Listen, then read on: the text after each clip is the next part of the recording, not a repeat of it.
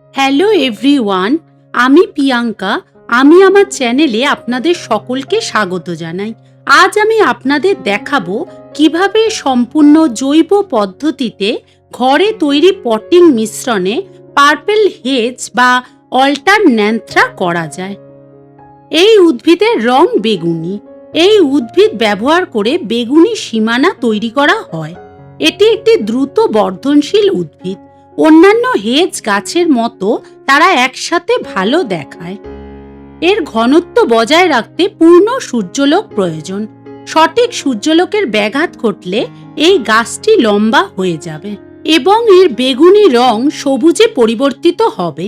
আমি এই গাছটি একটি নার্সারি থেকে কিনেছিলাম, যেখানে ওনারা মাটিতে এটি লাগিয়েছিল।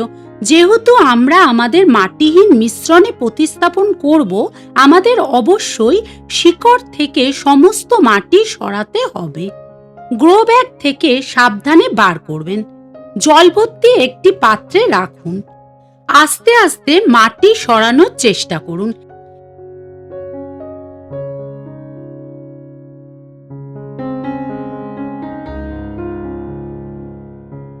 এই ধরনের কাদামাটির জন্য এটি 10 মিনিটের জন্য ছেড়ে দেওয়া ভালো।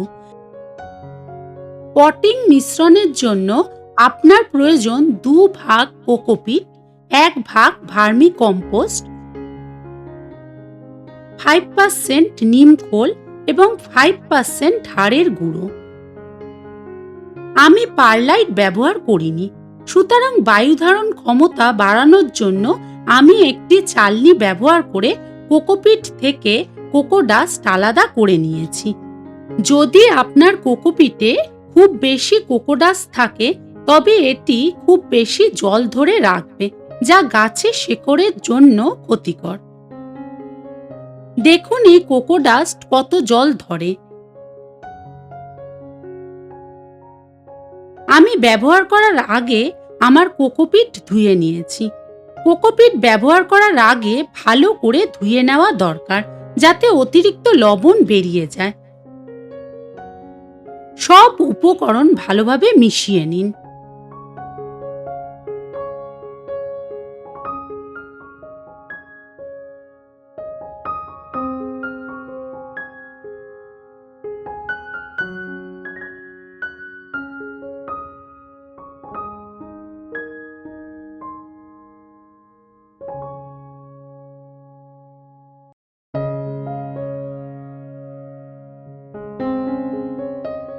রোপণের আগে পাত্রের মিশ্রণটি আর্দ্র করতে ধীরে ধীরে জল যোগ করুন।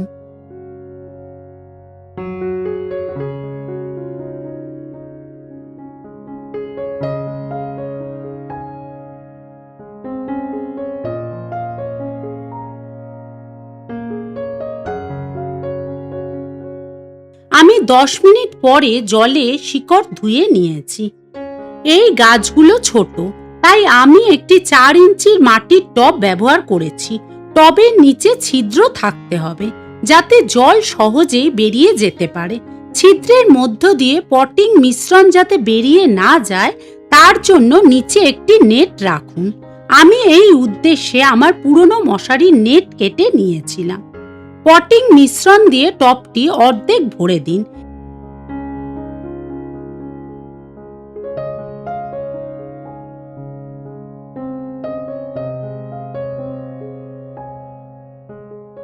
এই গাছগুলো সমানভাবে রাখুন।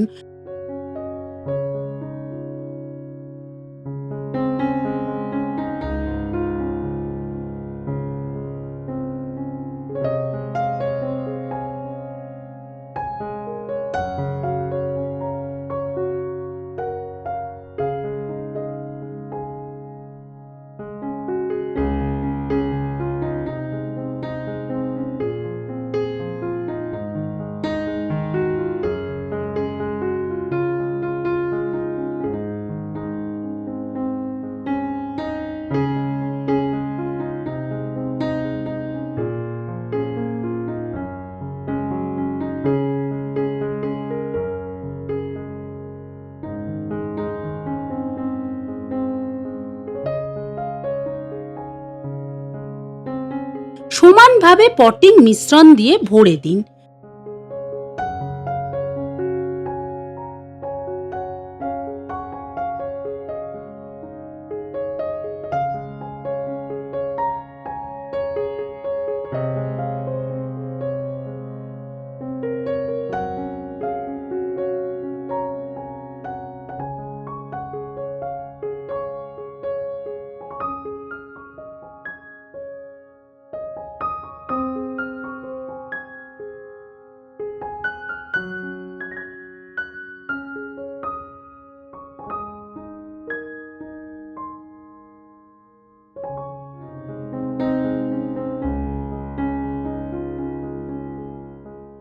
প্রায় 1 ইঞ্চি জায়গা ছেড়ে দিন।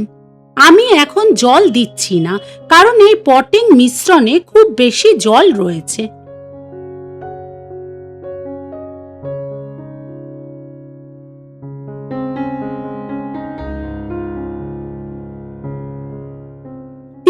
পরোক্ষ সূর্যালোকের নিচে রাখুন, তারপর পূর্ণ সূর্যালোকে রাখুন।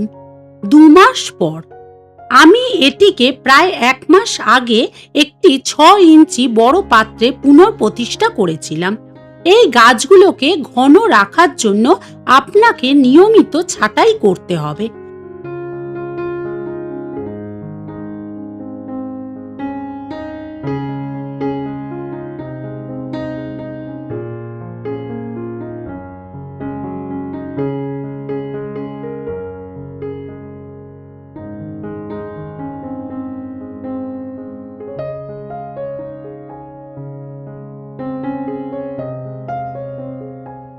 আপনি আবার বংশবিস্তার করতে এই কাটিংগুলো ব্যবহার করতে পারেন। এই গাছে খুব বেশি সারের প্রয়োজন হয় না। যে কোনো জৈব সার মাসে একবার দিন। কীটপতঙ্গের আক্রমণ এবং ছত্রাকের সমস্যা এড়াতে প্রতি সপ্তাহে নিম তেল স্প্রে করুন। যদি আমার এই ভিডিওটা আপনাদের ভালো লেগে থাকে তাহলে একটা লাইক করবেন, আর যদি আপনাদের কোনো প্রশ্ন থাকে তাহলে কমেন্ট করতে পারেন। আরও নতুন গার্ডেনিং রিলেটেড ইনফরমেশন পেতে আমার এই চ্যানেলটা সাবস্ক্রাইব করতে ভুলবেন না। ধন্যবাদ।